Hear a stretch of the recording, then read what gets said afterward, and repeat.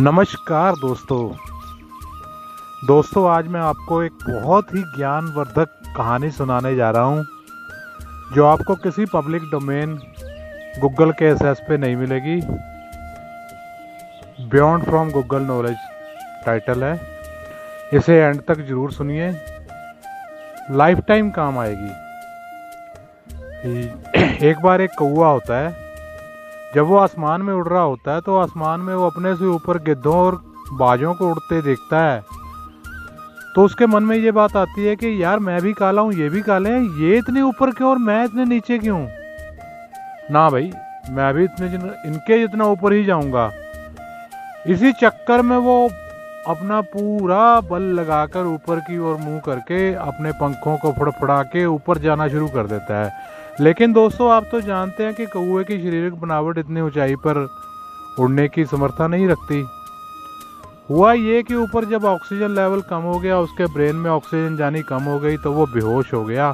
बहुत ही ज़्यादा ऊंचाई से वो अचानक नीचे गिरता है। नीचे सौभाग्यवश जिस मैदान में वो गिरता है उस मैदान में कुछ गाय और भैंस चर रही थी। एक भैंस ने बहुत सारा गोबर किया हुआ था।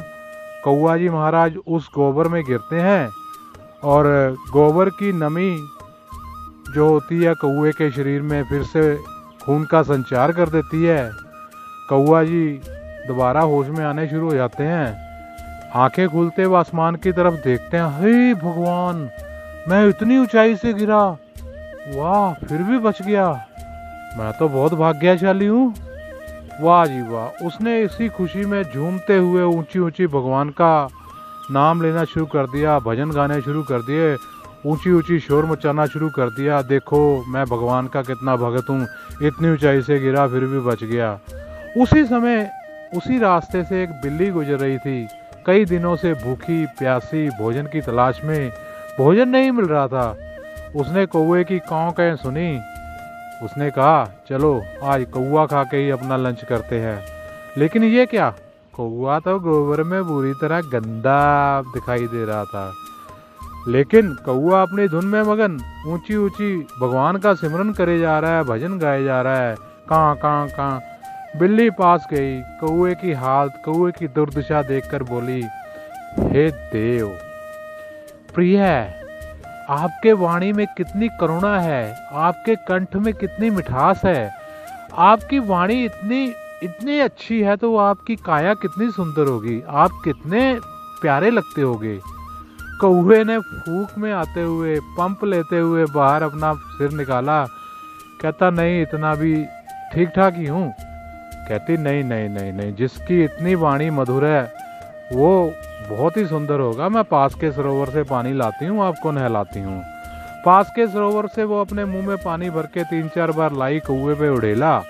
कौवे का सारा गोबर जब उतर गया, कौवा बड़ी शान और फख्र से अपने आप को दिखाने लगा तो बिल्ली झपट्टा मारती है, कौवे को खा लेती है। दोस्तों, ये छोटी सी कहानी में बहुत बड़ी बड़ी 3 मुख्य शिक्षाएं हमें मिलती है। पहली शिक्षा तो ये है कि हमें अपने दायरे से बाहर जाने की कोशिश तभी करनी चाहिए जब हम पूरे साधन संपन्न हो, हमारे में पूरी क्षमता हो। अगर हमें क्षमता नहीं तो हम कौवे के भांति ऊंचाई से बहुत बुरी तरह गिरेंगे। दूसरी, कौवा ऊपर इतनी ऊंचाई से गिरा लेकिन बच गया। फिर उसने भगवान का ऊंची ऊंची नाम लेना शुरू कर दिया, भजन करना शुरू कर दिया, बिल्ली की नज़रों में आ गया। तो दूसरी शिक्षा ये मिलती है, जब समय बहुत अच्छा गुजर रहा हो तो उस समय अपने आप को शांत रखें, भोंडा प्रदर्शन ना करें। समाज की नज़रों में आएंगे तो समाज आपको बिल्ली के तरह ही करेगा। और तीसरी जो सबसे बड़ी शिक्षा हमें ये मिली कि कोई भी सज्जन, कोई भी व्यक्ति अगर आप पर लगे हुए आरोपों को उनके खिलाफ जाता है और आपके हक में उनके विरोध जाता है और कहता है कि नहीं ये बंदा ही सही है, तो जरूरी नहीं है कि आपके समर्थन में बात करने वाला वो व्यक्ति, वो समाज का इंसान आपका प्रिय दोस्त ही हो, आपका भला चाहने वाला हो, अरे भाई वो बिल्ली की तरह आपको धोके खाना चाहता होगा यार। धन्यवाद सुनने के लिए, थैंक यू।